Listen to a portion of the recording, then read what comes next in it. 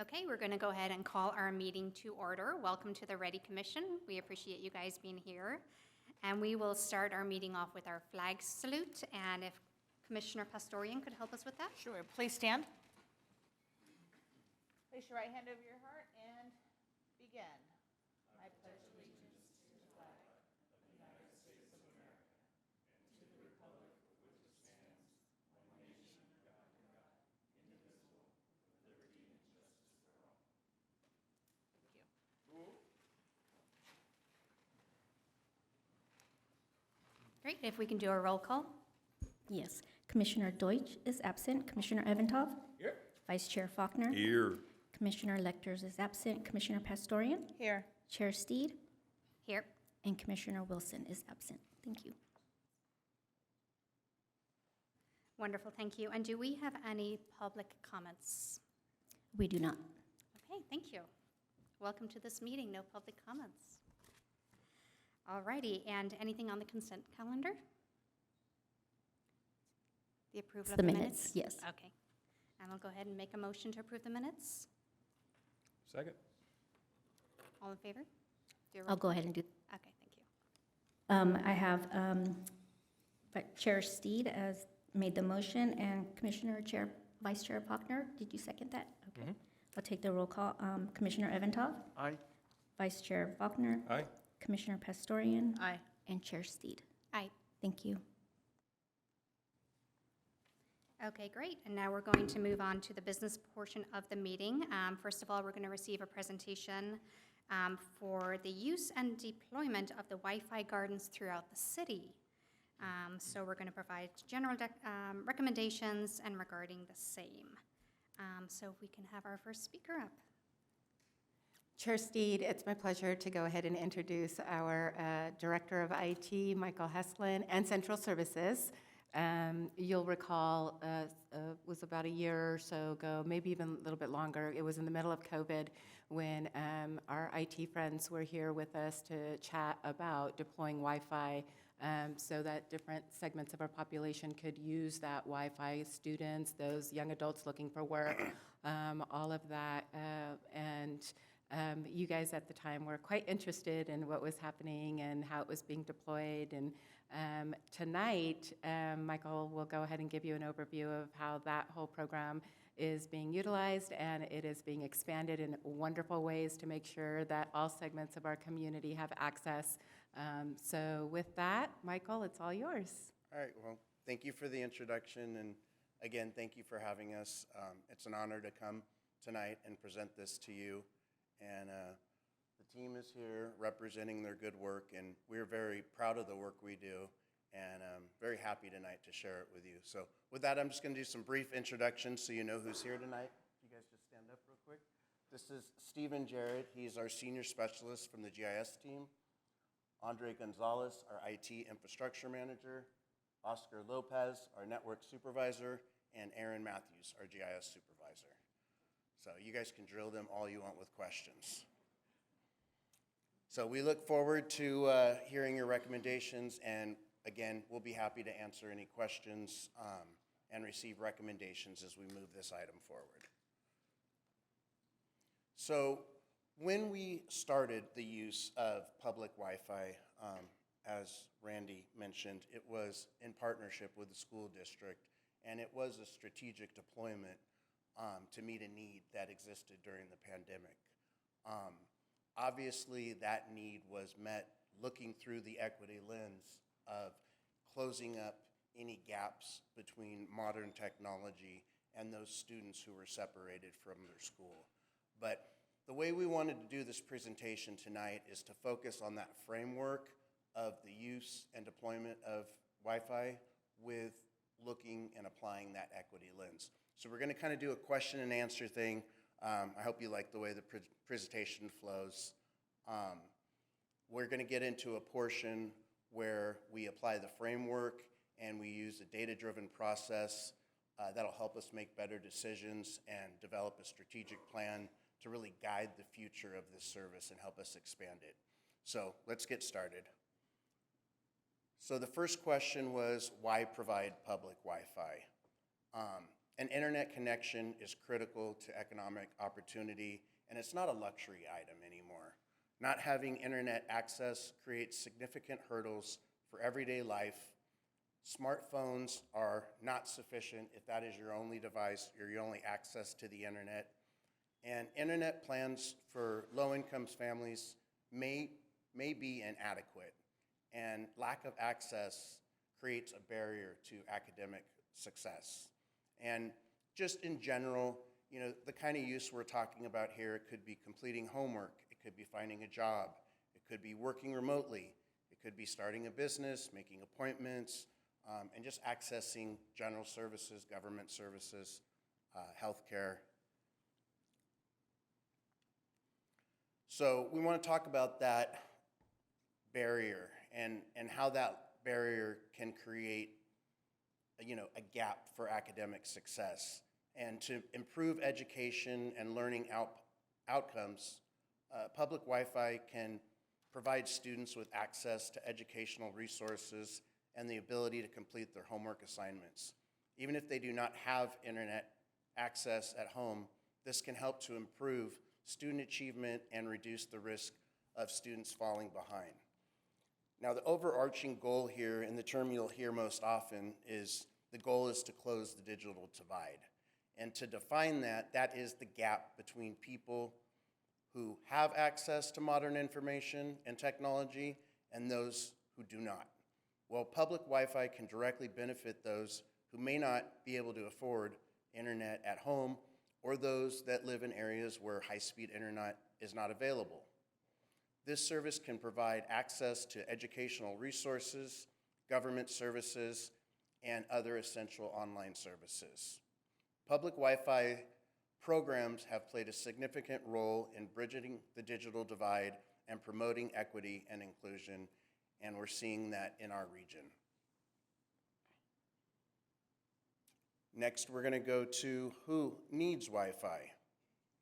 Well, public Wi-Fi can be a benefit to all, but let's look at those community members whose access to broadband and services are more impacted than others. Those without adequate broadband services include rural areas. Those areas can be underserved. Public Wi-Fi can provide access for people who live in areas where high-speed internet is not available. Proximity to available services. There are people with limited transportation, so providing more accessible Wi-Fi in areas throughout the city could be utilized by the homeless or the unhoused or any type of limited transportation. Public Wi-Fi can provide people who are unhoused or homeless with a way to stay connected with friends and families and access essential online services. Lower income levels with inadequate services and those who cannot afford an internet subscription. This creates a barrier for people on low incomes. Public Wi-Fi can provide low-income families with access to essential online services such as government services, job postings, and healthcare information. So what we're looking at here is an interactive broadband map created by the state of California. And what they're demonstrating here is that there are different levels of served community. So the green layer represents those that have a connection rate of over 25, yellow is less than 25, and then the priority unserved are those that are less than 10. The state also provides some income level maps, and these demonstrate incomes at different levels throughout our community, and you can see essentially Old Town is in the color ramp of one of the lower incomes in our community. And we're going to get a little bit deeper into that data when we bring in our GIS team. So let's talk real quick about what others are doing. California has signed historic broadband legislation into law to help bridge the digital divide. The CPUC has designated as the California Administrator for the Broadband Equity Access and Deployment Program. National Communications and Information Administration awarded the CPUC $1.86 billion for the last mile broadband deployment. And the CPUC awarded nearly $1 million in grants to help close the digital divide at schools in low-income urban and rural areas. Internet providers also offer low-income households high-speed internet through affordable connectivity programs, and we've seen schools deploy tech mobile devices and Wi-Fi hotspots. Essentially, we feel ultimately that closing the digital divide starts at the local level, and Temecula has and will continue to invest in public Wi-Fi at city facilities to help bridge the digital divide and provide reliable and free internet access to all Temecula citizens. You guys are all familiar with the Quality of Life Master Plan, and I just thought it was important to mention that this master plan was adopted by Council in 2022. This document was developed from citizen surveys, a Blue Ribbon Committee, commissions, council, and this document is a living document that reflects the vision of long-term goals of our city as Temecula continues to grow and mature. The Temecula 2040 plan will be a crucial part of not only maintaining the quality of life, but to take proactive approach and identify specific community needs, goals, and possible improvements based on these. And these are our core values. Healthy, livable city, economic prosperity, a safe and prepared city, a sustainable city, transportation, and accountable and responsible local government. And I just wanted to kind of highlight, even though we're not focused on that tonight, that public Wi-Fi supports the mission of multiple core values. To improve economic prosperity, public Wi-Fi will help boost economic activity by attracting businesses and tourists to our community. Public Wi-Fi can also help to create jobs in the local economy.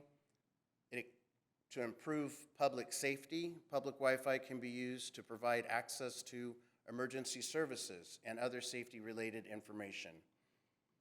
Overall, enhancing the quality of life, public Wi-Fi can make it easier for people to stay connected with friends and families, to access entertainment and news, and to conduct their daily activities. And just in general, public Wi-Fi can help to make a community more attractive and appealing to residents and visitors. And it also helps promote innovation and creativity.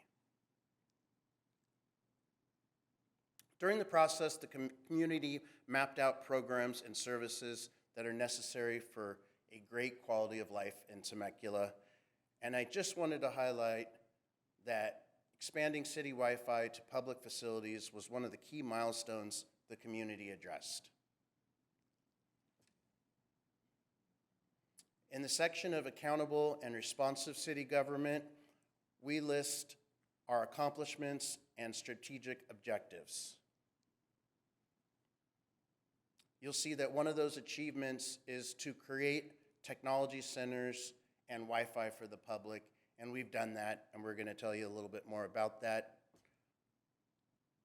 And our strategic objective to build out cities' fiber network will assist us to expand Wi-Fi to more locations, and we'll talk a little bit about that later as well. So now we're going to go to the next question, and I'm going to bring up Andre and Oscar to address.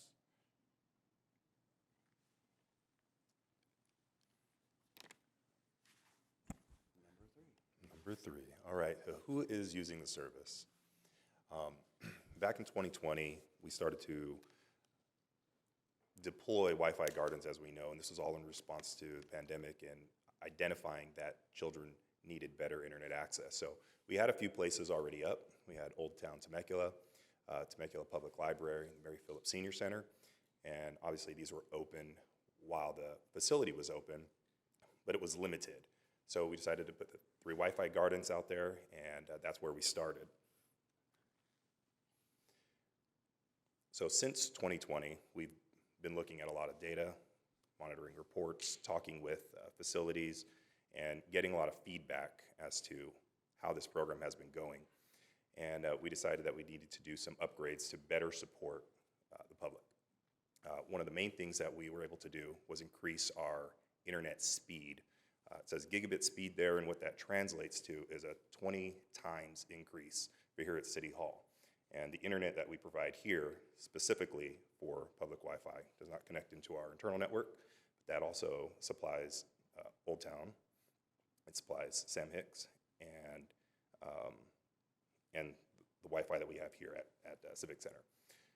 So aside from those upgrades, we also identified the hardware that we were using, anything that was outdated, and we specifically talked to the library and looked at the reports that we have with them, and we noticed that a lot more people were utilizing wireless or bringing in their own devices rather than the desktops that we have provided. So we worked with library facilities and staff to add more access points and make sure that what we were providing was enough for them. We also increased the speed there at the library to 1 gig as well. Aside from that, we've gone through all of our facilities where we had already provided Wi-Fi, and we made sure that all the hardware was up to date using the latest standards and security. On top of that, we added a maintenance plan so that we can make sure we're going back and checking hardware on a regular basis and making sure it's getting upgraded accordingly. You'll notice that in there, since 2020, we've been able to serve over 15 million free Wi-Fi sessions for our public and patrons. So those were the old Wi-Fi gardens that I mentioned. A couple of the new ones that we've put up since 2020 are Sam Hicks Sports Park and Pat Birdsall. Those are up and running now. And two that we are currently working on are Somers Bend and Friendship Park. We expect those to be done by the end of the fiscal year. Specifically for Old Town, when this was initially built out, we just kind of did the best with what we had. We didn't have connections to every single spot that we'd like, so we use what were called wireless repeaters. And what that does is we have a connection here, and we can put a device anywhere that it can see the device and has no obstruction. The problem with that you'll see in the graph is a gateway is something that's hardwired in. Everything else, what we're calling repeaters, is wireless. And every time you connect to a wireless repeater, you lose about half of your bandwidth. And so if you have a repeater connecting to a repeater, it just gets worse and worse. So we actually started getting some complaints about connections here, specifically in Old Town. And what we have done is we've replaced most of the repeaters with gateways, and then we went and added some more. On this map, everything that is a red triangle is a wireless repeater, and everything that is a blue triangle is a wired gateway. So you'll notice quite a big difference now. Basically, everything arch to arch has much faster connections, more reliable connections, and then up through the Y as well. We'll continue to build things out as opportunities arise. We'll work with other facilities and departments to see if there's other ways that we can increase this or maybe replace the wireless repeaters that we still have out there. But as of right now, at least in these sections, everything is working much better than it was. And that's it for me. Also on the upcoming stuff, we've also kind of talked to the library and realized that times have changed at the library, and we're in the middle of working with the librarians directly. We are going to remove some of the public computers because we realize that the kids nowadays have Chromebooks, iPads, so we're going to be removing some of the patron machines, giving them actual plugs instead of unplugging from the wall and stuff, and upgrading the library to offer more desk space. This is also an up-and-coming project that you guys should know about to offer more Wi-Fi desk space for kids with homework. So the next question that we're going to move on to, thank you guys, by the way, is who does not have adequate access to the internet? And for that, we're going to go to our GIS team and kind of look at the data and how that drives the process. But we're also going to take question number 5, which is who's not using the public Wi-Fi and how that helps develop our strategic plan. And while we switch over, want to talk a little bit about what criteria we have to rank to deploy a public Wi-Fi spot. And besides the Old Town District, we really only have public Wi-Fi deployed at public facilities. Typically, we already have staff working there, we already have a data connection, and we're leveraging our current infrastructure and with a very minimal investment of putting out an access point and what I like to call stadium antenna, although that's not what it's called. Sector antenna. We can broadcast our Wi-Fi signal. You know, we can do it in directions. We can do it 360. You know, like out in Rotary, we shaped it to the park. But that's minimal investment. So what we're really doing and what we're working with our public works partners with the fiber backbone is finding ways of getting to our other city facilities, specifically our sports parks. And when we make those connections, that enables us to deploy another public Wi-Fi system. So with that, what you're looking at here is a map of the city of Temecula. And the first question was, who does not have access? Is that the good question? Yep. Does not have adequate access. And so, like California, we get specific data from the census, and it's maintained annually. And we can look at a census tract level at the homes where they have no internet access and what that looks like. So go ahead and turn that one on.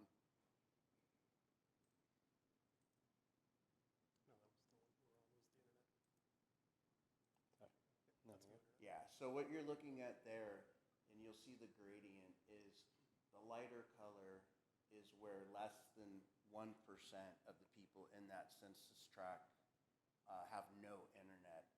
And as the gradient goes up into a darker shade of purple, these are areas, and the darkest being greater than 20.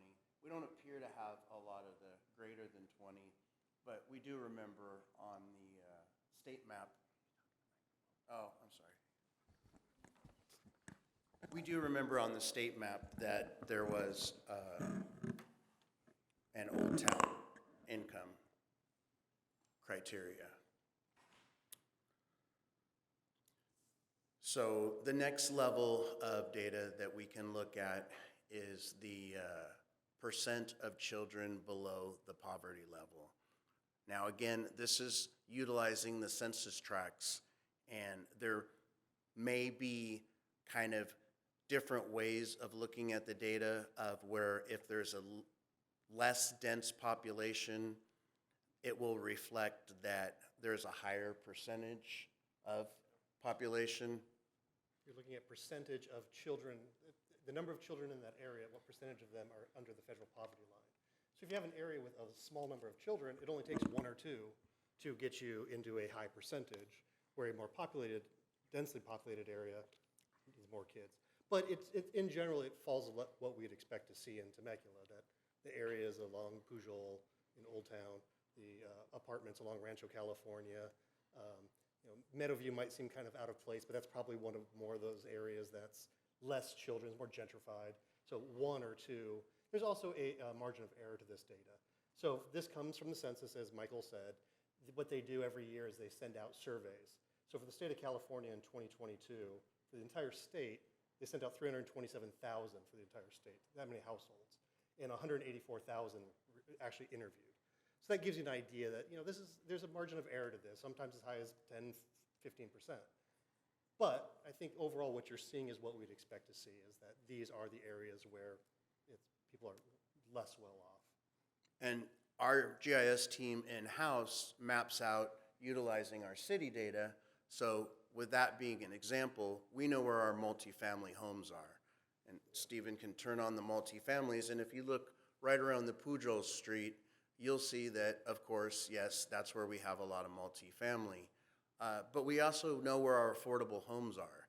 So these are income-based units, and these are the red units that have just been turned on. So you'll see that the data reflects itself of where the city has multifamily, so we know where the population centers are of those census tracts. So we start to look at the Wi-Fi deployment, and the green dots symbolize where our existing Wi-Fi locations are, our public Wi-Fi.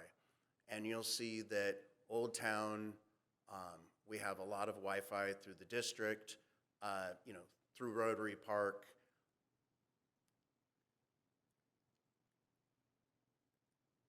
And then when you move over into the center of town, you'll see that we've addressed that through the deployment of public Wi-Fi at Margarita, the CRC, you've got the library,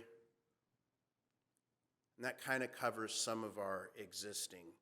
Now, when you look at the city extent, you'll see that our Wi-Fi locations are kind of concentrated in the center, with the exception of Pat Birdsall down in the southern region.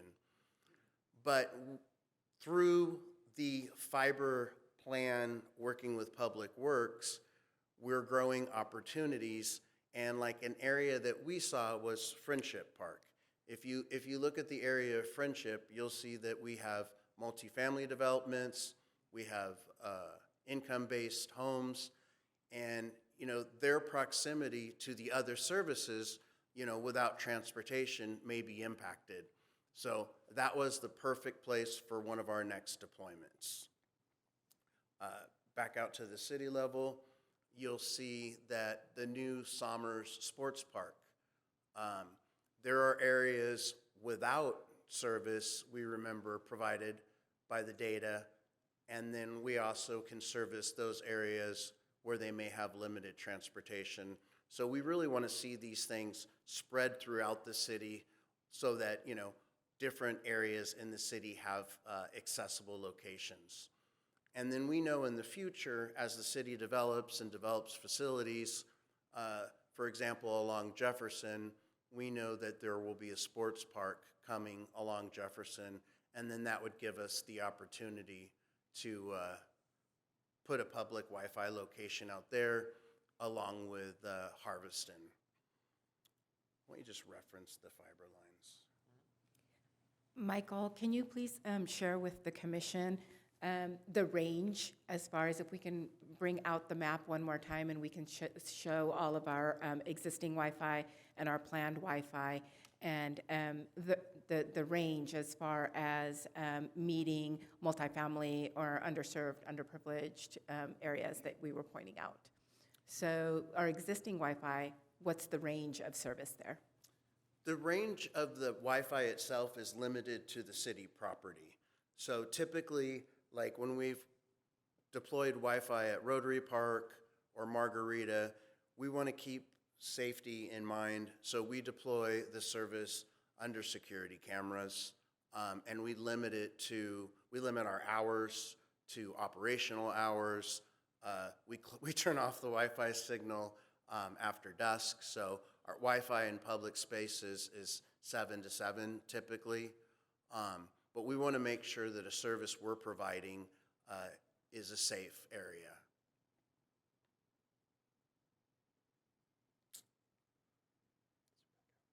All right, so let's go back out, and then the final question was, oh, we already addressed that. Who's not using public Wi-Fi? And that was really, where we talked about what our plan was going forward. Sorry, we just got so excited.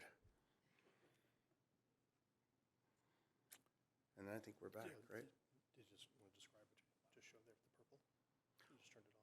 But. Yeah, so we're not showing the difference between proposed here, but these are the city fiber lines, and typically we know where we are proposing to bring fiber for traffic control, and you'll see like up in the Harveston area, that fiber line work will help connect that facility soon, and that will give us the opportunity to do a project out there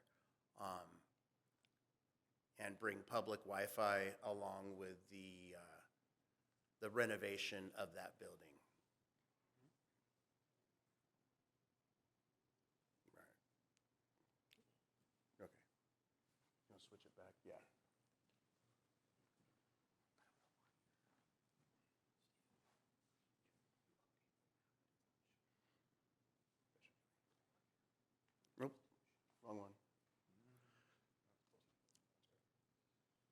So our last question is, how are we communicating this information?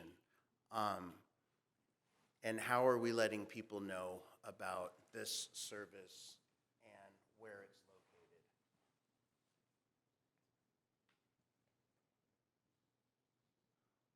Sorry, we're just going to jump through that. Well, as you can imagine, social media.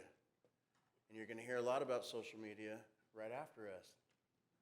But we recently shared a social media post. I think it did very well with over 100 likes on Instagram about the Old Town Public Wi-Fi project. And social media is a very effective way of communicating new projects, new information, and city services. The city has outreach efforts that include hard copy and electric newsletters. And we will be sending out more information as sites become available. Back in the pandemic area, we did a press release, a joint press release with the school district, getting information out, through our school district partners as well as to the press. Channel 3 is another opportunity for us to share this information with the public. And finally, we are working to launch a new Wi-Fi page on our city website. And what that's going to do is it's going to share specific information about the public Wi-Fi program. And it's going to include a map that I'm pretty excited about. Let me see if I can.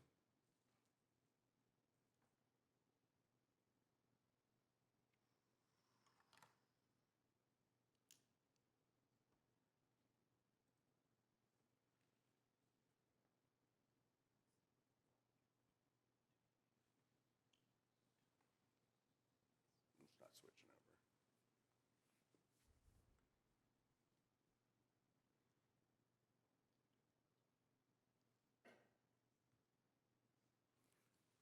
So much like we share information about our parks, facilities, picnic shelters, we'll also have that information available for Wi-Fi gardens.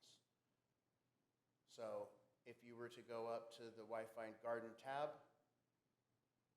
you would see the areas that include Wi-Fi gardens. For example, clicking on Michael Mike Nagar Community Park, you would get information about that. If you are more interested in Wi-Fi facilities, this will give you the location of the Wi-Fi facility closest to you. For example, if you're over here, there's the library. So you're going to see this post come out very shortly. It'll contain a link to a new website, information about the Wi-Fi, and we'll be putting it out on social media as well.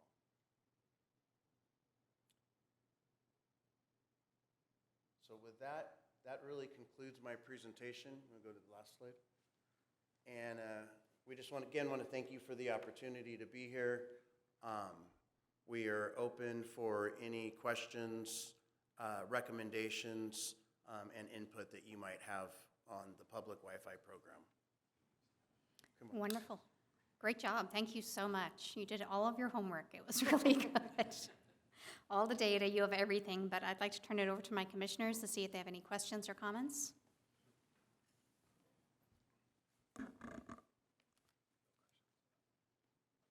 Commissioner Pastorian? Well done. That was an amazing, very thorough presentation. I love just how techie it got. It was really cool. So I do have a couple of questions. One is, I love that you brought up the kind of the plan for the library and how that's going to look and such. What is, and also the expanding into the Harveston area as well. What is the timing of some of those future developments?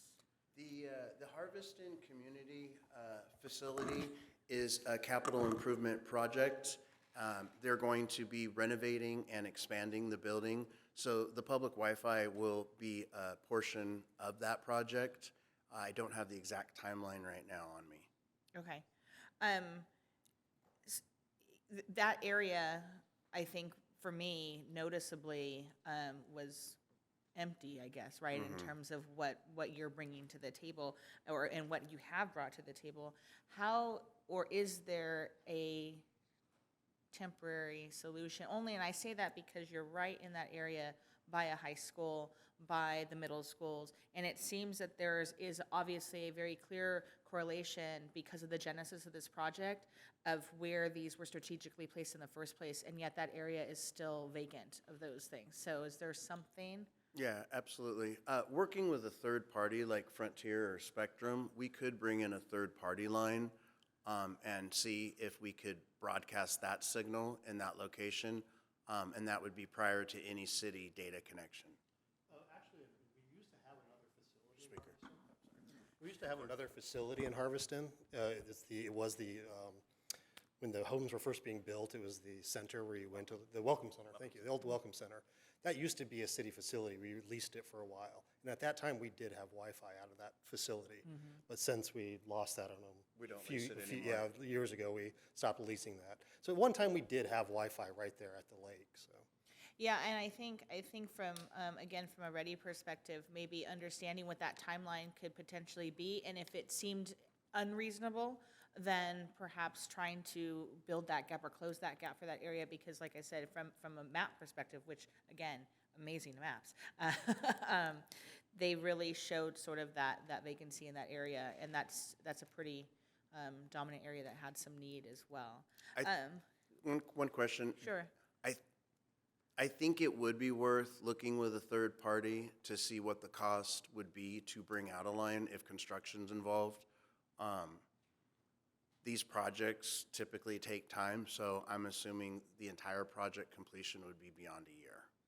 Yeah, so if that's something, again, Yeah, and something that's to something look we could look at into, for sure. I think it would be worth looking into, because that's obviously currently being an underserved area. So, and the other question I had is, I love how you use the term digital divide. That is a very accurate, I think, description of what you're talking about. But it also incorporates more than just the barrier of accessibility to Wi-Fi. And so, you know, how the other components are things like the educational component to the technology and the technology, the device itself. So have you, in certain places, partnered or create that access? And the assumption, I say this coming from a place of the assumption is that every person has some type of device, right? That is not necessarily true, you know.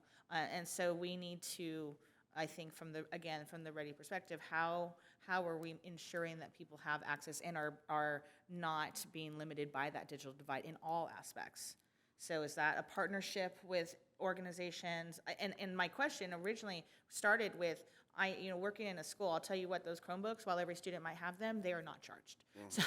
So they sort of fall to the wayside when they're not being charged. And so I love that the library is doing that, and that was even part of a question in terms of charging stations. Are there plans for other charging stations for the devices that perhaps people currently have? You want to talk about Yeah. technology centers in the CRC as well? So at the library, we looked at the data and realized that the public computers are being used less, and there's quite a few of them. They need electricity for the Chromebooks. So we decided to remove 7 as a test bed and install proper, not really extension cords, they're called PDUs, power distribution units, and they can plug in there because they were coming in and unplugging the computers that are there. And the computers, you can go there for an hour, it's no charge. You can go to the public library and use one of the computers, but having your own Chromebook and a place to charge, shortens the divide, and it helps the divide, should I say. But yeah, one of those things. Then also technology centers, as Michael has mentioned, with the CRC being renovated and, that already having a Wi-Fi garden, I think power nowadays is equally as important with the Wi-Fi installed. So yeah, so the library, I think, coming to modernization helps with power. Yeah, are there future plans for other areas such as that to allow for that type of? I know the CRC, the Technology Center with the renovation. Center. Yes, and what was the other one? The MRC, yes. The MRC Okay. that's currently being built,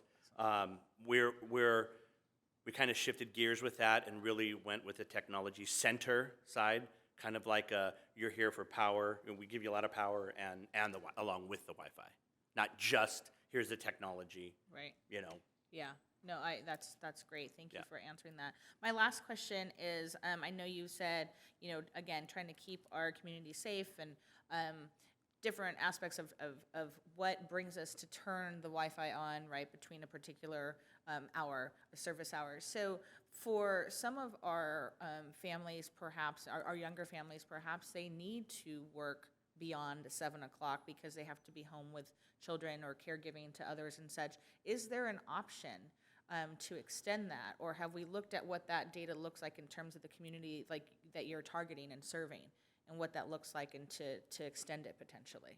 Yeah, in the public facilities, the Wi-Fi is broadcast during operational hours. So like the library and the CRC and different facilities, they are open beyond that. But with the parks, we turn them off when the park is considered closed. And that's a safety. Yeah. Yeah, and that makes. Right, Yeah, right. that's the right. operational hours Yeah. of the park. And so are there Are places? there 24-hour Wi-Fi? Yes. So Yeah. that would be Old Town, for Right. example. Old Town broadcasts 24/7, anything around the Civic Center, 24/7. That's about it, right? Yeah, the rest have. Yeah. That's great. The library is later than. Yeah, the library is later based on operational hours. Okay, that's excellent. Thank you so much. You're welcome. Great, thank you. Okay, Commissioner Faulkner? Yes, great presentation. Appreciate you. You know, you guys are throwing around all these acronyms. My wife will be here just flipping because she's an IT professional. She's always fooling me at home when she talks. I'm like, so I try to play around with her. Though. Okay, the GPS towards the DBS, and she's like looking at me like, absolutely not. So you know, I end up scratching off a lot of things because you briefed everything I was going to ask a question on. You guys are very thorough to try to quicken this process. But some pros, man, I called out of what you guys were talking about. Wi-Fi access improves quality of life for our residents. I mean, I saw how you rolled everything into the equity value, how it touches each one of those lenses. And that's great in regards to how we look at things from our REDI Commission, and you guys are in line with that and making it inclusive for everyone to access. ID and locations, I saw you had signage in Old Town that said Wi-Fi. Is that, are we using signage in all the other locations to let people know that as well? Absolutely. Awesome. So this is one of the things I wanted to bring up. When I saw the sign, I'm like, okay, great, they're already doing that. Again, it invests in our residents to build confidence. It builds confidence in our city having these Wi-Fi spots up. Is it password free, right? They can access it without a password. Yeah, All standard. there's just a landing page and a Okay. disclaimer and just click through. Quick through. Okay, great. I was researching, and I know Mo Valley has about 20-some sites, and I know there's a lot of underserved areas there, and I saw the impact it had. But when we went into COVID and you guys implemented this, it was raving reviews from the residents that were in the area that their students were able to continue to connect. So it's a win for the city, and I see why we want to expand it out now to hit those other areas that need that work as well. Again, this Wi-Fi connection improves the reputation of the city to outsiders. People are looking at us. When they come and look at Temecula, they're looking at the access and resources they have. When they see, okay, Wi-Fi sites, that gets people outside of our community interested in being here, not only future residents, but actually future business owners as well. So it opens up a lot of doors there, so I'm glad you guys are doing this. It also avoids the roaming charges or anything like that may come on people as well. That's money savings and financial savings to our residents. So kudos on that as well. And again, assist those and people are on a budget these days, and it's very expensive right now. And this is making an opportunity for them to save money. So again, an economic boost for our residents when we open these up. And it's a good tool to empower empower our residents and also for social inclusion, right? So not just face-to-face, but being able to access Wi-Fi does that. So a couple things I want to ask questions about. And the cost of this, does it increase the budget of the city to be able to do this and expand the Wi-Fi capabilities out to the city? What is the cost on the city's budget to be able to expand this out? Now, I mentioned earlier that, we're leveraging existing services that we have. So, for example, like at Rotary Park and Mike Nagar, it was literally at, $2,500 access point and a $1,000 antenna. Awesome. in areas mentioned like the Harveston, well, now we're looking at bringing in internet service solely to support the public Wi-Fi. So then those costs have to be determined and evaluated at that time. But previously, and the way we've been working is where we can just extend what we're already doing to fully leverage our services to the community. Great, thanks, Mike. And does this increase staffing to support these new requirements, or the I mean, staff they're that you here have? all the time anyways. They're all the time Yeah. I mean, we do it the most efficient way possible, if that's a better answer. I but- understand. I totally been there. I'm a military guy, so I totally understand that. And then you talked about safety, and there's measures in place to prevent hacking and things like that. You guys already mitigated to try to mitigate that as well. So we're very lucky here at the city because our public Wi-Fi is a separate, complete internet service provider. I won't say ISP. That's Yeah, internet service provider. So we're very lucky at the city here. We have Frontier for our public Wi-Fi, and then we have Spectrum for city business. Okay. So they're completely separate. They never touch each other, and we don't even broadcast our city network on any Wi-Fi devices. So we're very confident it's safe. If somebody should get in, they just get into the public portion of our internet service provider. Awesome. Yeah. Thank you for that. And let me make sure, and that was all I had. Thank you so much. Great presentation. Appreciate the information. Thanks. Great, Commissioner Eventuff. Great presentation. Really appreciate you guys taking the time and really thoroughly looking at all of this stuff. However, I do need to ask you to bring up a couple maps. Oh, okay. I need to take a look at the Wi-Fi line, the purple line, and where one of the low-cost apartments is. Where the what? One of the affordable housing apartments is. Got it. In the meantime, what's your wish list? Okay, you've got this going, and while he's calling that up, actually, it's already up, but in deploying future areas, what would be something that would be on your wish list? You go to Aaron and say, hey, let's add this in the budget. Well, I am more interested, much like we did our parks, to have community neighborhood centers. So essentially, our target was to have these services in our parks. So really the wish list is just more of what we're doing since it's a successful model. And that's where I think you're saying, if the fiber line is going through an area that doesn't have anything, why aren't we doing it? That would be my next question, which is just at De Portola and what I want to say is Margarita. And that's a proposed line, isn't it? I didn't see a blue dot, so I was just wondering. Oh, okay. So Yeah, and it's and on so- your radar, though, right? Yeah, I know, but the fiber lines we're showing are part of our fiber master plan. So it demonstrates not only existing but proposed lines, and you'll see behind Home Depot where the park space is, all those lines are dashed, which means they're proposed lines. Got it. And this is more of a esoteric question, I suppose. There's a blur between what is a public and a private space. You look at the mall. We almost look at our malls now as a public space that we all share, but it's obviously privately held. How do I say this delicately? Is there any way to improve coverage in that area, which seems to be lacking on both sides of Inez? And it has nothing to do with, it's all privately held areas, but coverage is not very good. We have discussed this with our partner, the major carriers of cellular plans, as well as there's a company called Crown Castle, who essentially puts out antennas and then leases them to the providers.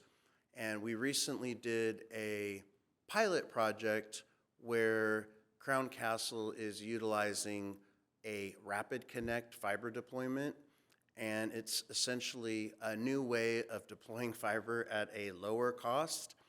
And this was something that the city had to look at to see if they were going to allow this type of fiber to be placed in the city. And we said, hey, what if you ran fiber to Friendship Park and we could test it and put public Wi-Fi up at the same time? So essentially, we're going to be testing this new fiber deployment, and it's our hope that if that reduces the cost to put out more antennas, then the major providers may place more antennas in the dark areas that we have. But we have certainly spoken to the major providers about those areas.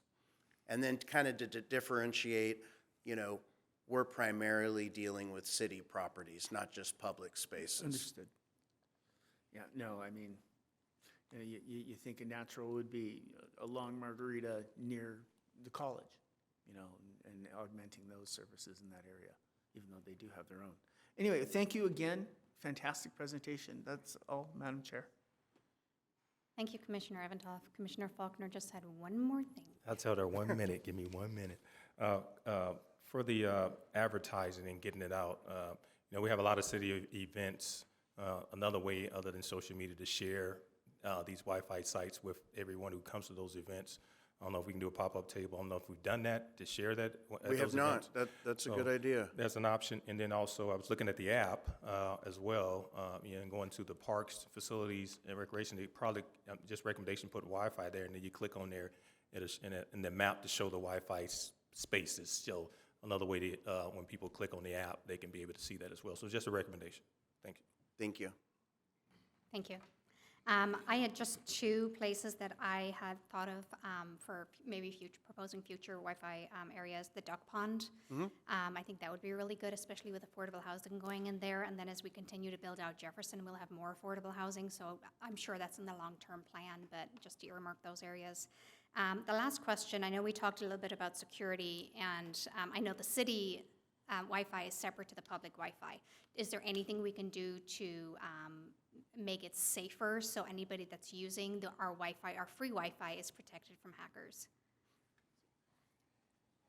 So one of the cool features about the system we have in place is that there's no communication between multiple people that are connected to the public Wi-Fi. So if all of us are connected to the same network, I'm not able to connect with you, and vice versa.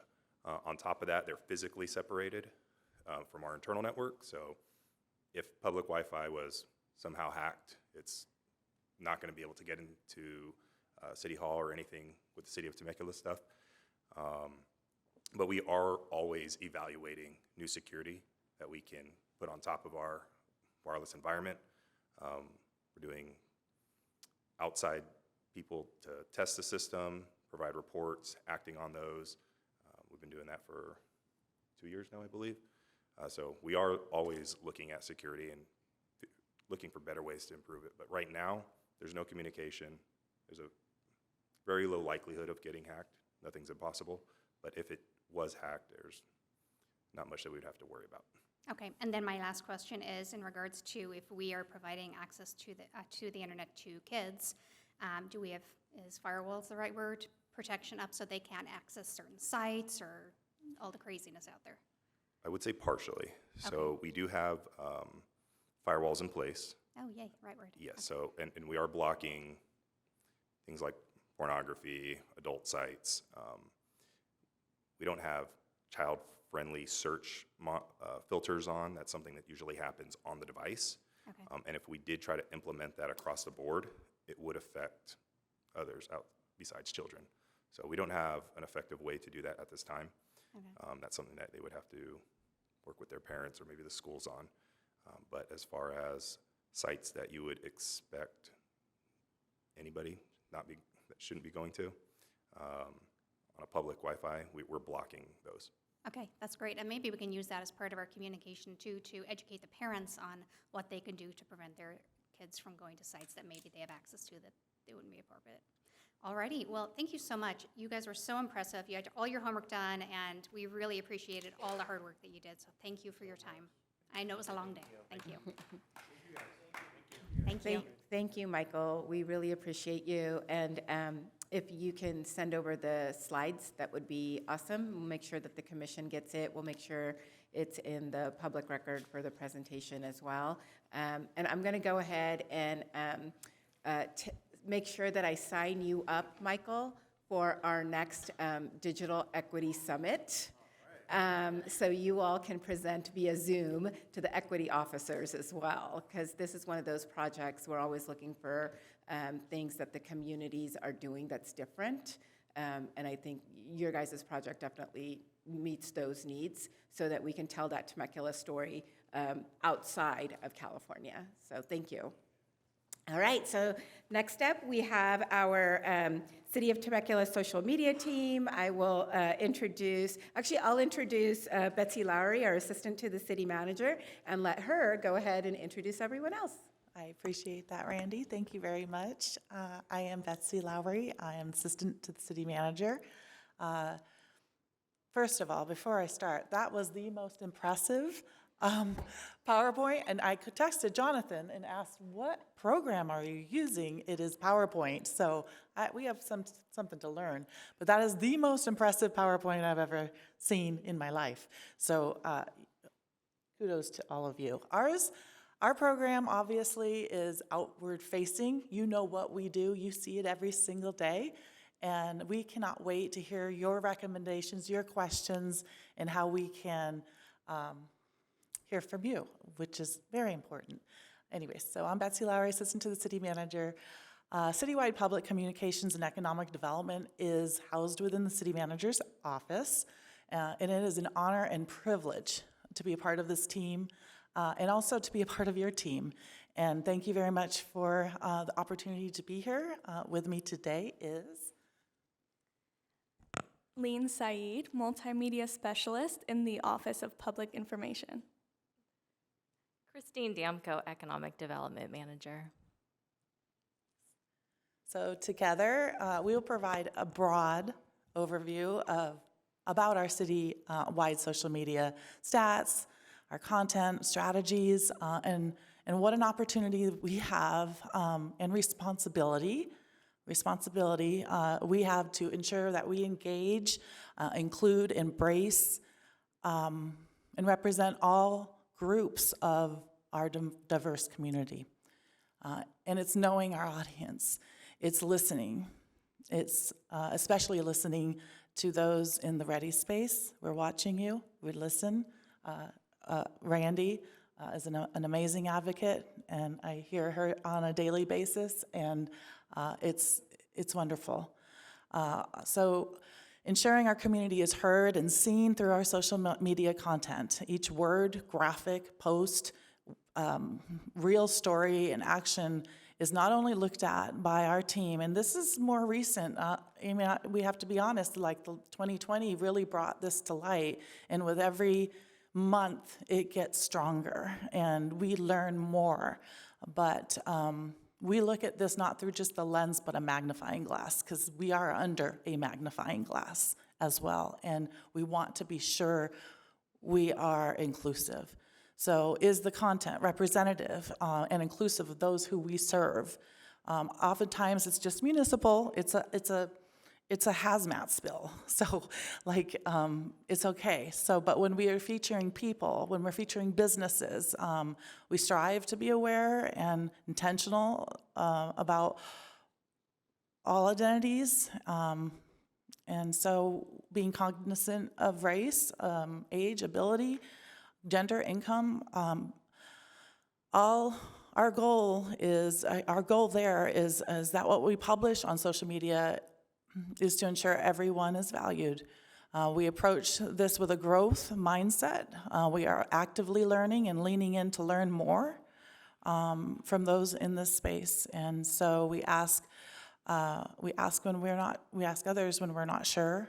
We watch, like I said, we watch you. We watch Randy, a great advocate. We search online for articles, including those from various organizations that we're a member of, ICMA, Cal Cities. We attend conferences, City Managers Conference, government social media, Capio. Christine's on the board for CalEd board, and they're all active in this space and continue to be. And Lean recently attended sessions on advancing equity, diversity, and inclusion in government social media accessibility. And before Lean takes over with our presentation, It's important to know, so you got a lot of stats from our counterparts here in technology. And so when government intersects with social media, it's not entirely scientific. It's not all data-driven. Instead, it's empathy. It's human connections behind the screen. There's people on both sides. And it's embracing humankind of every single kind. But that said, we are exploring measurement tools that can gather more detailed stats and demographic information about our followers, measure our audience perception and satisfaction. It would be great to get those measurements because social media platforms themselves, they're very limited in the information that we get back. We read our comments, we read our Temecula talk, we read all of that, but when it comes to stats, it would be good to get more. So we're looking into that. That's another, it's on our, so with that, I just wanted to let you know that our social media platforms don't provide a whole lot. She's about to share that with you. Thank you, Betsy. All right, let's see if we can. Okay, so Meta does provide us some basic demographics and stats that cover both Instagram and Facebook. So we know that the majority of our followers are between the ages of 35 and 44 years old, with 98% of our followers living in the United States. We also see a 29 to 71% male to female ratio within our following. And this last quarter, we saw over 1.1 million impressions, which is an 11% increase from our previous quarter. To put it simply, impressions are content views.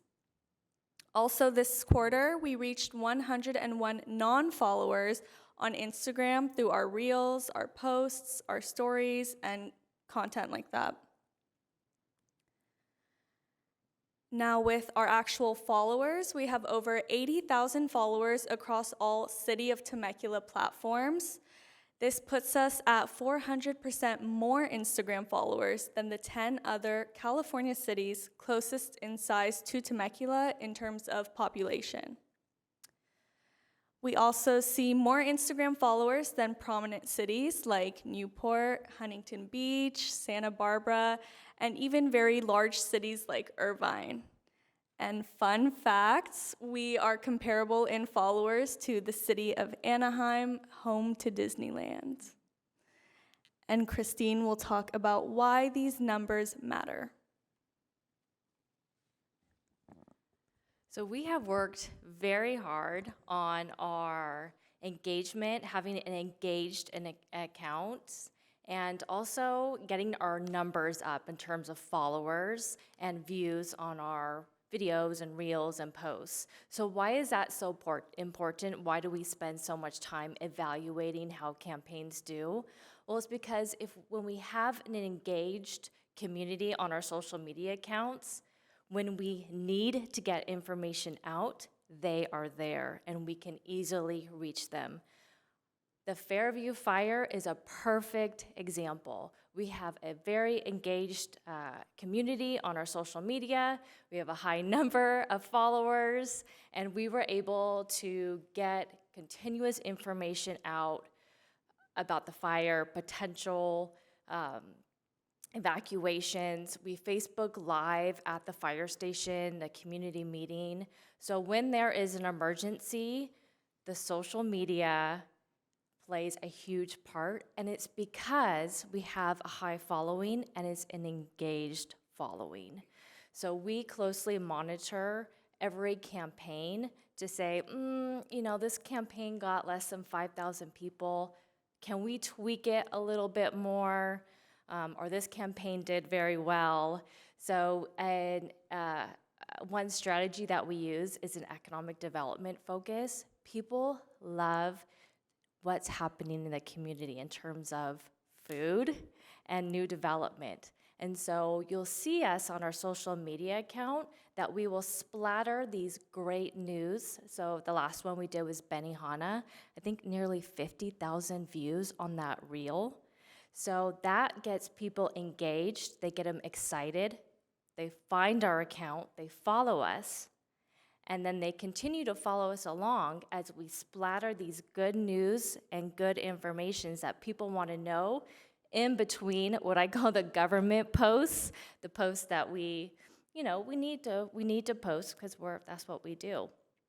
So that's a little bit about our strategy. Through a couple more items about our strategy through the REDI lens is you'll notice on our social media that we do not do stock photography. It's all authentic Temecula photography. Our reels, we just posted a PSA about a roundabout. We could have easily linked, there's a million roundabout links. Instead, we filmed one of our existing roundabouts with one of our RSOs. So we love authentic content, and we do not do stock photography. Relating to, or on that same topic of being authentic, is again with our content, we keep it authentic as we can. So we follow Temecula Talk. We, as part of our economic development hats, we are out in the community. We talk to the community. We talk to the business community. We're at recreational events. We're filming different reels. We're interacting with the businesses and the residents that we're filming. And so we really have a good understanding of the chatter, if you will. And we will incorporate that chatter, either address it or we'll get along with the jokes. So the duck pond, for example, what is being built next to the duck pond? I feel like that was years-long joke, so I think we got it into it with a post. And so that further engages the community. Again, keeps the following up, because when we need to let people know information, we have that engaged community.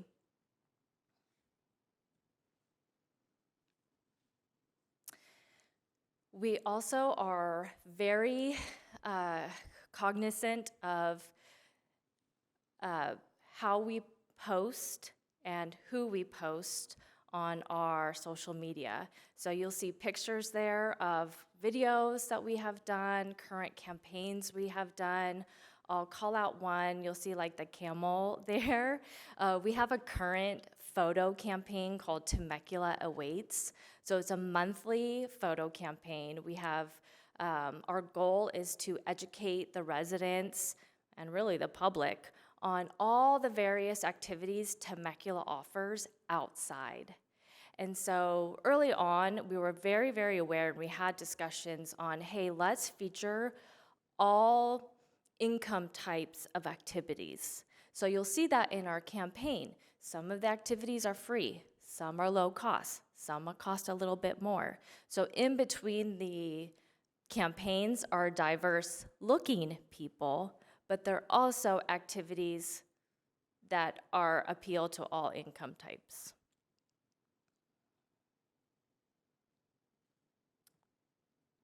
And I think that is it for our presentation, so we are here for any questions. Wonderful, thank you. We'll start with Commissioner Faulkner. Well, great presentation, and all three of you doing a great job. So we really appreciate you being here, providing information and insights on what you're doing. We can see it all across the city, and as I look at some of the things you put out, your products, they're awesome. Really like the diversity in your pictures and programming when you're sharing out what Temecula is about, and you're showing diverse groups of people. That is a drawer of people looking into our community and wanting to move here. I know we've been having a lot of bad press as of the last couple of years, and you guys have done your best to try to overcome that with something positive. So just continue doing that, because I see some great things, and I see the diversity and the inclusion, and looking at it from the equity lens in regards to the things you put out. So all I have to say is just keep doing it. I like not using stock photos and using the people, our residents in our photos. That's huge. I was showing my next door neighbor, he was on one of our photos for, I think it was the Juneteenth event, and he didn't know it. So I go next door, hey man, can I get your signature? He's like, what do you mean, Eric? I'm like, look, this is you. And he's like, what? So he's showing his kids and everything that he was in the magazine or whatever on the thing. So that's good when our residents see that, that knows that our city is about them and want to highlight them and get their face out there. So just keep doing that, and thank you for what you do. Thank you. Wonderful. Commissioner Eventuff? That means a lot. Thank you. All right, well, thank you for making the presentation. Which platforms do you guys typically use social media-wise? Instagram, Facebook, Twitter. Twitter is not as popular. Instagram and Facebook are doing well. TikTok is new, trying to get to the younger generation. Those are our platforms. Do we have? Oh, well, we have Flickr, we have YouTube, you know, all of those other ones. But when talking about social media, those are the four. It's such a splintered media market. It's hard to figure out which ones would be your primary. What do you do when you have a social media platform that does melt down? Such as Twitter or something like that, where you've gained a bunch of followers on a specific platform, and all of a sudden their content, their platform switches from Twitter to X, or there's other platforms that have had some similar issues. Do you have a plan in place to try to bring those viewers over to something else? And how would you do that? So the viewers on, I mean, specifically. And I'll be specific. So let's say Twitter decides to have a meltdown because Yeah. of change of ownership or whatever the reason, and it becomes X, and it's no longer an appropriate website for city content. And this is something that businesses and others are trying to deal with at this point. And there are so many other platforms. What do you plan on doing, or do you have a plan yet for saying, okay, how do we get out of here and go somewhere else? And where do we go? Yeah, sure. So we advertise all of our platforms, and most people who are on one platform know about the others. They do. And if they want to follow us, they will. It's really their choice whether or not they want. But what we post on one platform goes to all of them. If X is kind of having a meltdown, you know, and those followers, I think that's a good idea. Maybe we reach out. Maybe we actually just do a tweet. If you're following us here, please know we have other platforms to follow us, you know, on Instagram, on Facebook, and maybe they'll get an account if they don't have one. So a little cross-promotional. Cross promote, absolutely. Do you have a specific crisis communications plan for social media? Let's say you have the fire and stuff. How does that work? We do, So let's say for the Fairview fire, and you want to get that word out. How do you leverage those social media platforms? So social media is truly taking over most outreach. It is evolved just like our city's evolving, but it's evolved into something where it's very big. But so taking it back a step, we have a crisis plan through our emergency management. He's got it very well written out for our communications, and we try to put this out often. We actually have it on not just social media, but it's advertised on our newsletters and online. And when we have an emergency, the first two is our website and our social Facebook. Those two. If it becomes a bigger citywide emergency, then we have other forms of outreach. Sure. We'll go to Instagram. We'll go to all the platforms, but we'll also go to. We have a radio station. We have ways of connecting through your cell phone, messages. So that's kind of our crisis communications. There's a whole list. I think Temecula has done such a good job in the technology department that we have so many different options to communicate with the residents in an emergency. But our first two really are Facebook, Instagram, and website. We'll put an alert at the top. We try to get that information out at all of our fairs, to all of our community. We've sent out two, I would say, emergency preparedness safety. We actually did, I don't know if any of you remember, but I'm very proud of this. This was and it became a social media sort of campaign a little bit, but we got 2,200 volunteers in 2018 and walked to every single household and gave them our hand-delivered a 3-minute bag, every single door, and they were calling if they didn't get theirs. Like, there's some gated areas, we had a little bit of, but we had 22 volunteers to do that. And then we updated that again in 2022 and mailed it out to everybody. So it's our communication plan in emergency. Please look at it and keep it. It has got a wealth of information. Anybody that follows the city's social media posts over the last 3 years has seen a market improvement in diversity, in just the quality and all of that from a REDI perspective. I monitor 14 different cities, 6 unincorporated areas, a couple of water districts. You guys really are top drawer. I mean, there's, I hypercritical about social media, as you would imagine, and outreach. But I do have a question. Do we have a week ahead kind of a thing? I know the chamber has a this week ahead, and I do apologize if I miss it, because I do miss a lot of, not always on social media. But do we have like a this week in Temecula, ... and this is what's coming up? Didn't you have good news of the week? No. You have the good news of the week thing, but I was just Right. wondering, Just to kind events. of give you a heads up Heads of what's up, you got happening. a bunch of and events. That's a and great things coming up. idea. Yeah, I don't know if you already have that, but So we, besides the City of Temecula page, we also have some of our secondary pages.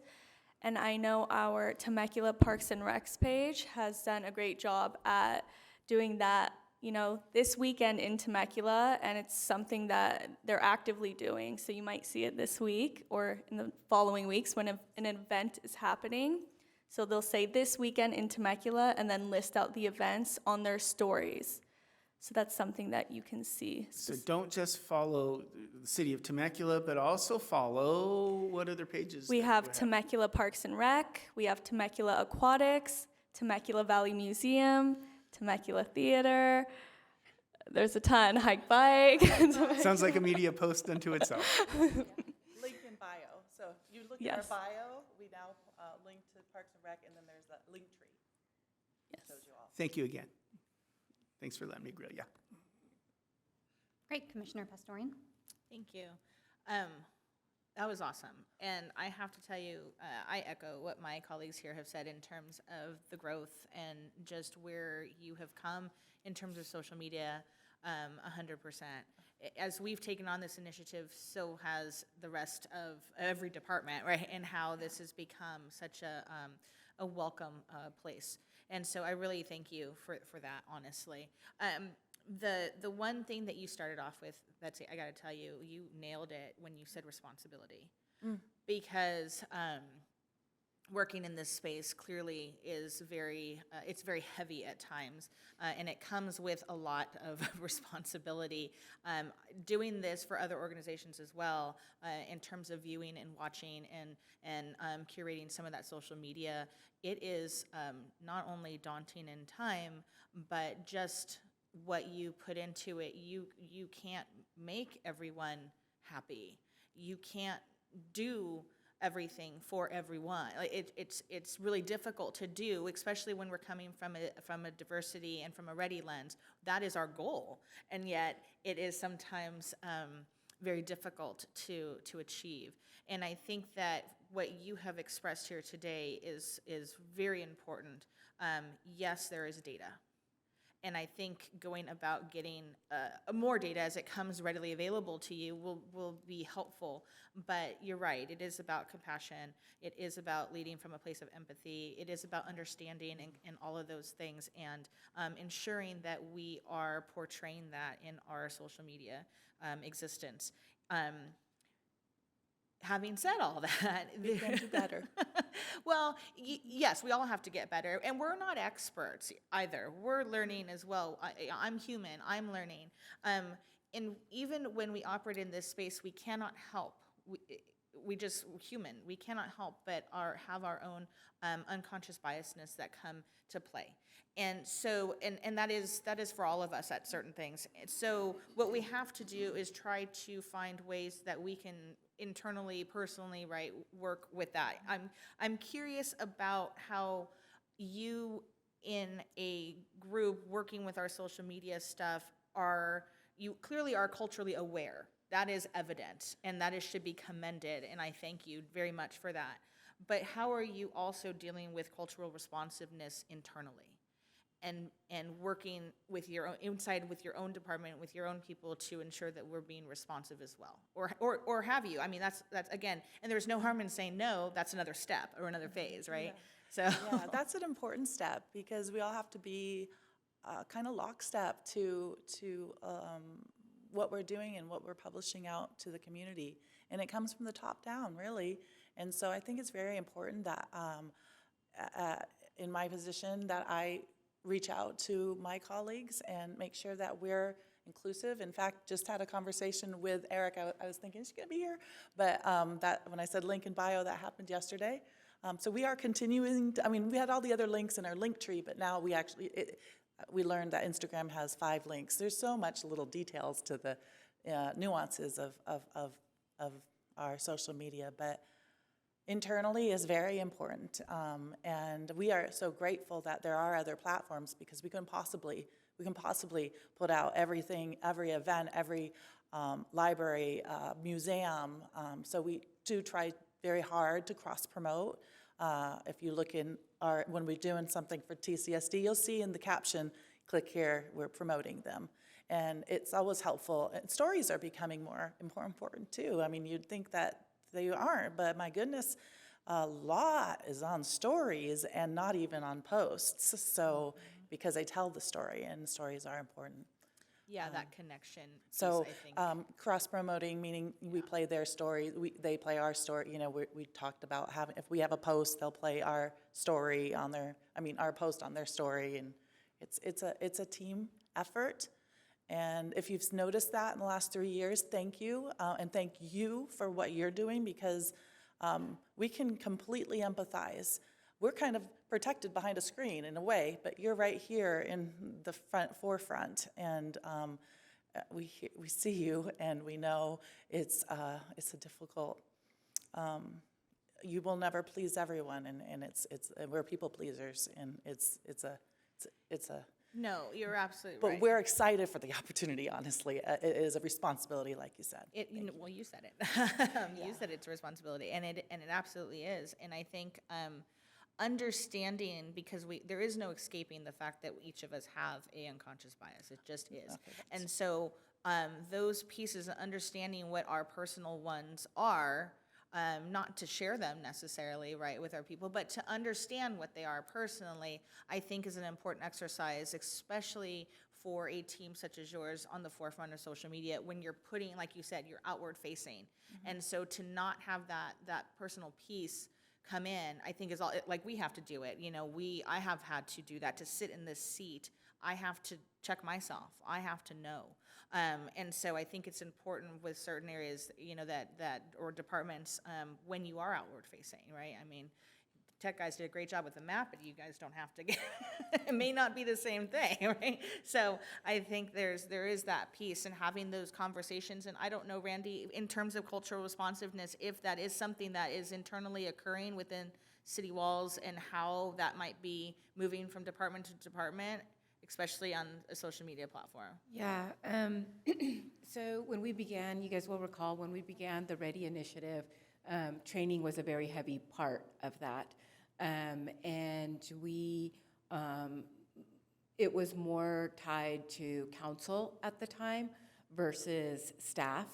And so we are actually coming up on the last portion of our REDI initiative, and which is the City Council Protocol Manual. And I think after that's done, that's the time when we go back and say, okay, this 3-year initiative is done, and these are the things that we haven't gotten to, including citywide internal unconscious bias training, which was a part of that initial conversation. So whether it is social media team, or whether it is my team that is dealing with the public, or community development that is dealing with the public, that is definitely something that we need to have on an ongoing basis. We get it at our conferences and things like that, but I don't know that we've made a conscious effort to have it here. We are doing some new training modules through our HR department, so I will definitely mention it to our HR director and see if it can't be included in those modules, because a lot of it is online anyway. But it's just really important. And I appreciate what you are saying in regards to responsibility. I can personally attest to the job that Betsy Lowry and these ladies have done over the last 3 years. And it hasn't been easy. They're like on that target front with businesses and with residents, and frankly, internally too, because it's easy for someone like me to see a post and it blows up, and I get calls from, residents and REDI allies, and, they're losing their mind. For me to then go to them and say, what about this? But it's hard for them to figure, no, that wasn't our intent. This is what we thought we were going to do. And, so all of that collaboration, things that we didn't have to think of necessarily proactively 5 years ago, 10 years ago, because social media isn't the beast, it wasn't the beast that it is now. It's a work in progress. But I will definitely, Commissioner Pastorian, I will definitely mention to both our city manager as well as our HR director in regards to ongoing unconscious bias training, ongoing DEI training, and cultural awareness and responsibility training, not just for them, but for everybody. for I all would of I would us. want it as I well. know you guys want it as well, for all of we our want it too, commissioners. Yeah. Yeah. And I think you have to have a refresher. Like, even Yes. though we've had it, it's an ongoing work, right? And so it's something that we have to constantly be like, oh, I need to do X in order to get this result. And I applaud you guys, truly. I mean, look at what happens when you put up a personal post, I mean, you're gonna have, and this is not a personal post, this is much larger than that. And so you are, like as Randy said, on the forefront of things, and I know you have not had an easy job, but you have made growth, and what you have shown is that this community is ready. And Yes. that is amazing, and you should be commended for that. So thank you very, very much. Please continue to do the work that you do and look at it from our perspective, and then, take whatever opportunities in terms of training and such like that. I think that's great for everyone, all of us, so thank you. Thank you so much. That means everything to us, because we will take that advice and continue. There's so much online. You can just Google it yourself and be like, oh, social media, and different opportunities to learn, and we look forward to more. Great, I'm looking forward to the day when we don't have to make conscious efforts to do these things, that it's our subconscious, that we naturally do them. But I had a couple of things. Certain person wanted to know if you're on Snapchat. Wise, no, I'm kidding. I don't know what's wrong with it, I'm not on Snapchat. We were just at a PIO conference where that, I'll save it for another time. Okay. but- So, Madam Chair, I would like to remind you that as a government agency, all of our records on social media are public records. There you go. And Snapchat does not retain those records. There's the answer. So, Thank you. Very good, okay, good, that's your answer. That's the Okay, best number answer. 2, so I know you guys will post something and it's innocent and it's beautiful and you get 1,000, 1,500, 3,000 comments. I know that you can't monitor all of that, but I also think, we have our keyboard warriors that just sit there and just love to have their say. But also within those comments, there's those nuggets of stuff that we may not be aware of information that's important, or feedback from our community that's important. From the DEI lens, to be inclusive and make sure that we hear all of the voices of our community. Do you give feedback to the different departments, to the city council, to make sure that the messages that is being put out there, this is the reflection it's having on our community? I'd love to hear some information on that. So, yeah, it doesn't just sit with us. I think Randy alluded to it as well. It affects all of us.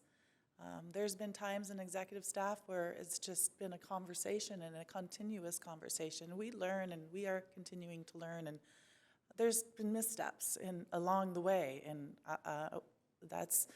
we hope no more, and so sometimes it's helpful to be called out if they can't call us up on the phone and say, what the, so it's sometimes, it's hard, but maybe we learn. I know, not maybe. We definitely learn from that.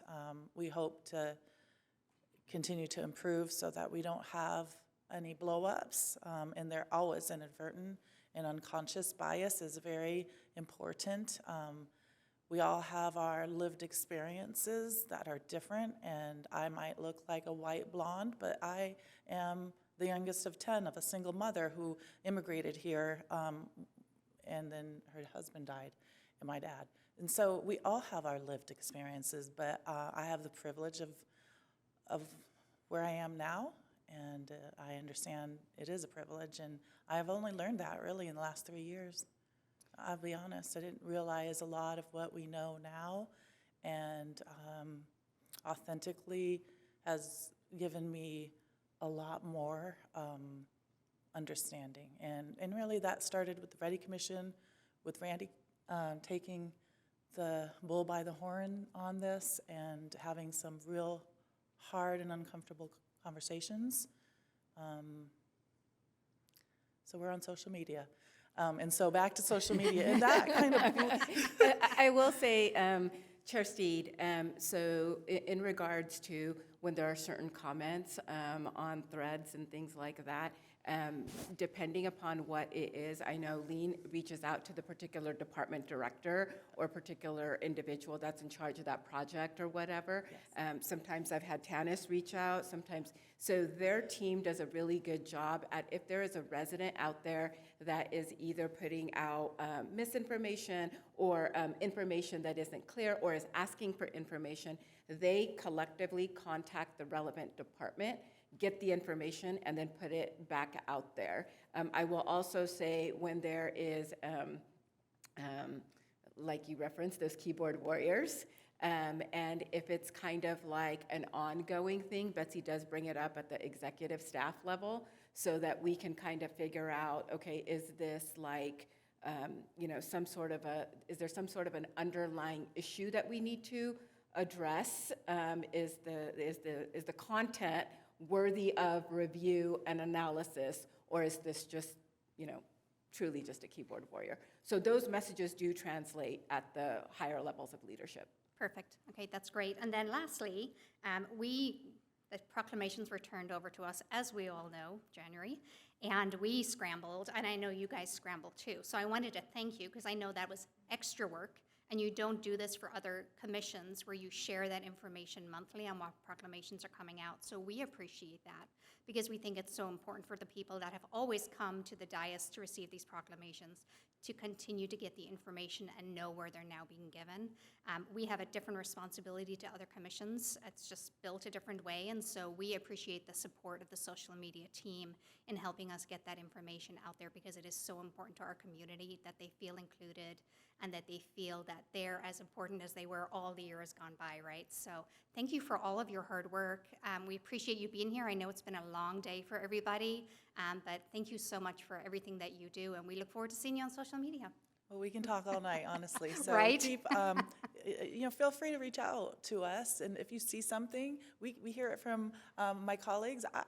Reach out, call Randy or call me directly, and just say, oh my gosh, can you do this? Recommendations are always part of our improvement. Perfect. Thank you. Thank you so much. Yeah. Thank you.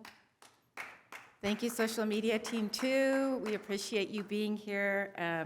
And commissioners, you now have both of your business items complete. You got plenty of information. We'll make sure whatever follow-up information and recommendations you've provided today, that they are shared with the council, the city manager, and the relevant department heads. Perfect. And we're going to move along to commissioners' reports. Commissioner Faulkner, if you want to start.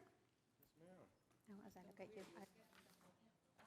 All right, so I'll be quick. Had well, good news outside of this. Daughter's married, amazing. So that went off well, and had a chance to spend some time. I know it's not a city event, but it's a great event for our residents. Sunset Market, highly inclusive event, very food, music. So please come out and enjoy that. That's a great opportunity, great time as well. Benihana's, they brought up Benihana's, and I got hungry. So I went to the Benihana's event for Big Brothers Big Sisters. As you guys know, I'm a big brother. So I had a chance to get in and and have some food. And Benihana's is on the list, so make sure you go visit them. And then the college and vocational fair, it was amazing. I was there with Charles, and we had a good time going around visiting the booths and sharing not only just college, but vocational classes, all types of different education for our students and anyone, our residents to attend. So awesome event. Get a chance to go to it. Please make sure you hop on that as well. And the Health and Community Resource Fair was amazing. Great opportunity to share healthy living and communities of support around health. So a great event as well. So you didn't get a chance to get there this year, make sure you get there next year. And then me and Chair Steed was just at the event over at Rough and Ready, where they had a business event. Great setup, first time they're doing it. So really good event. And with that being said, that's all I have. Great. Commissioner Pastorian. Are you sure? I'm- She looked at me and called Commissioner Faulkner earlier, so, you know. So it's been a really good last couple of weeks, I guess. I was fortunate to attend a incredible conference through Riverside County Office of Education out in Palm Springs on equity through excellence. And it was profound.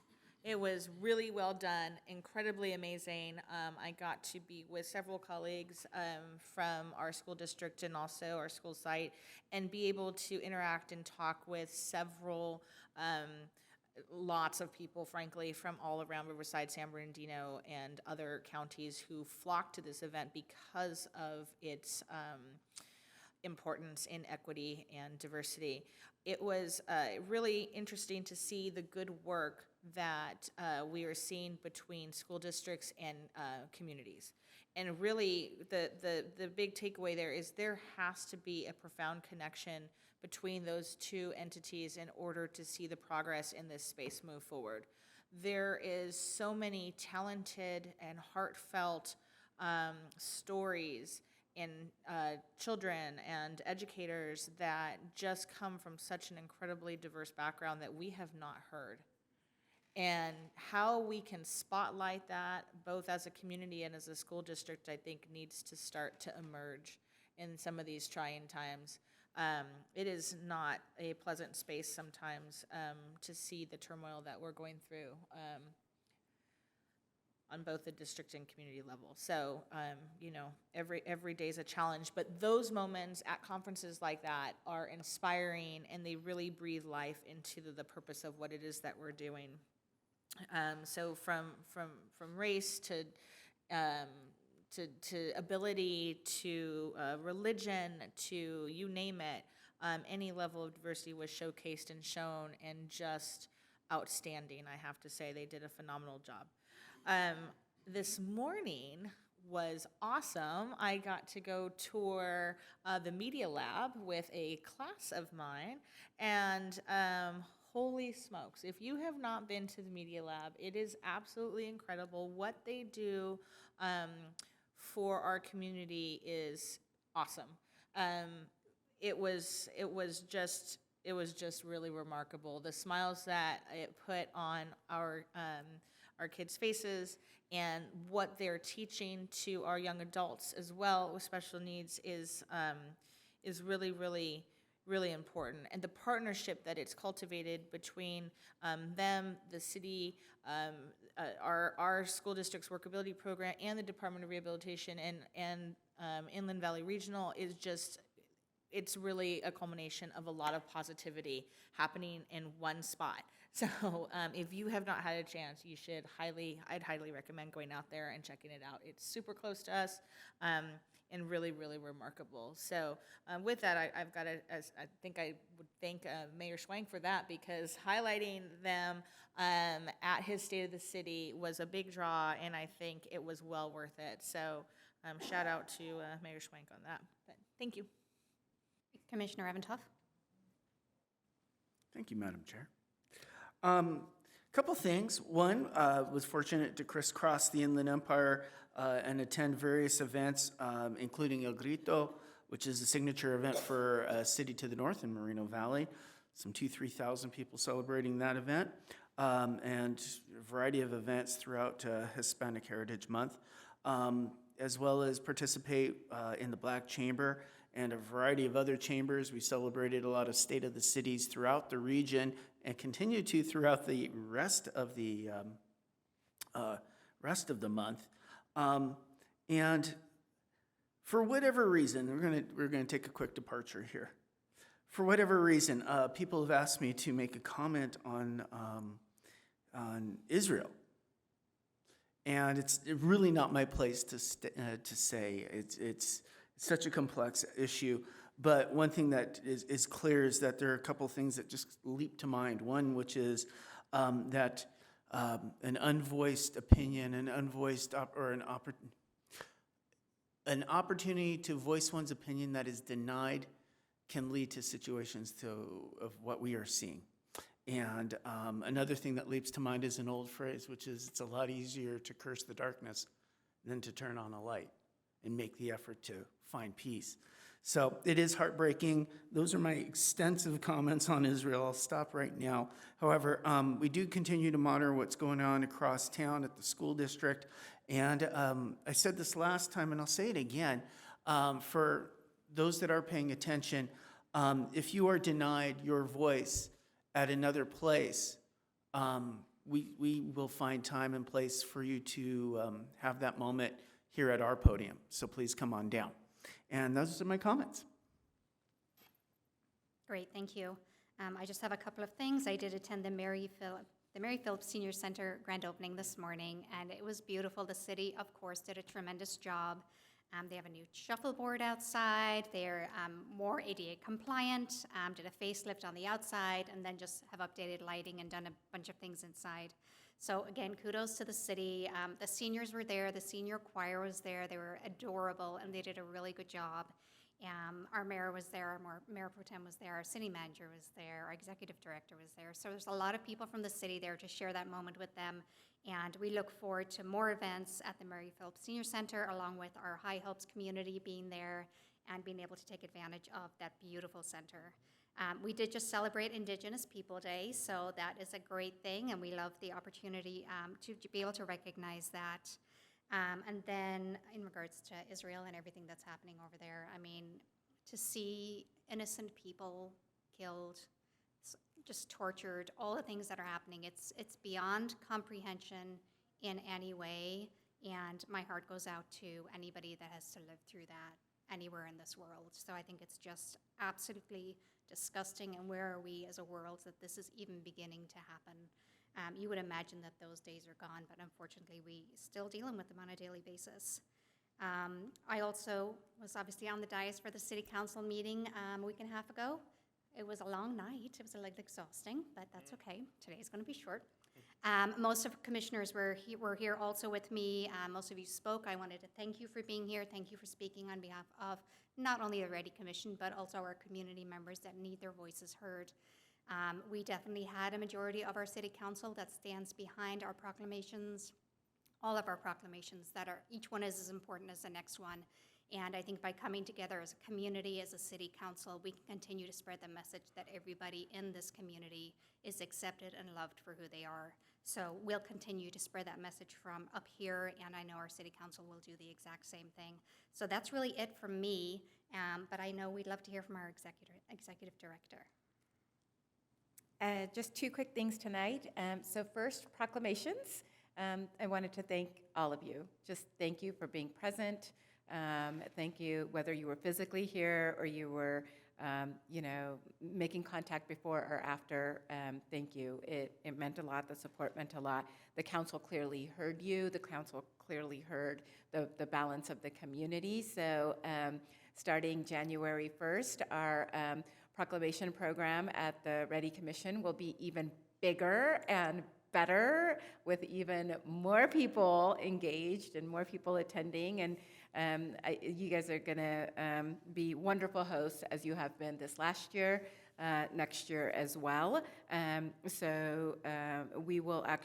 going to change up the program just a little bit. And essentially, the only thing that is changing is, instead of having a particular recipient that we will be providing the proclamation to. We are going to invite everybody, and whoever would like a copy of the proclamation, we are more than happy to give it to them. And whoever would like to make a presentation can do so under public comments of that item.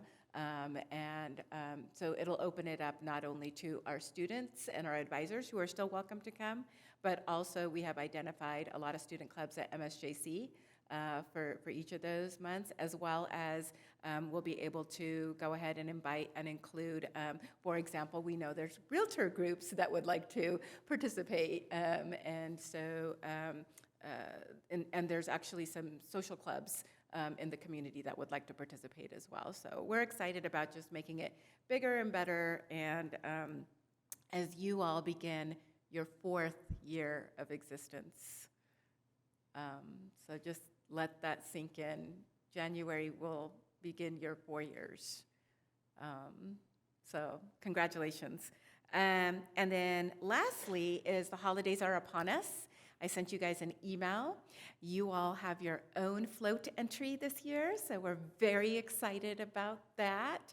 Somebody, I hope, has a pickup. If not, the Joel Olson family has a Ford F-150 that we are more than happy to contribute to the cause. We can park it here, and you all can decorate and do all that fun stuff, and we'll be talking to you more kind of offline in preparation for that, figuring out who's going to be here, how you guys want to decorate, and all that kind of good stuff. I know Commissioner Faulkner has some amazing ideas in regards to how this is going to work out. So, Madam Chair, that concludes my comments. Okay, wonderful. Thank you so much. Thank you for all of your hard work. We really appreciate it. Just a reminder that our next meeting is going to be on November 9th. We are going to be celebrating Native American Heritage Month, and we will be giving out a proclamation for that. So we look forward to it. It's a nice way to kind of wrap up the year for us.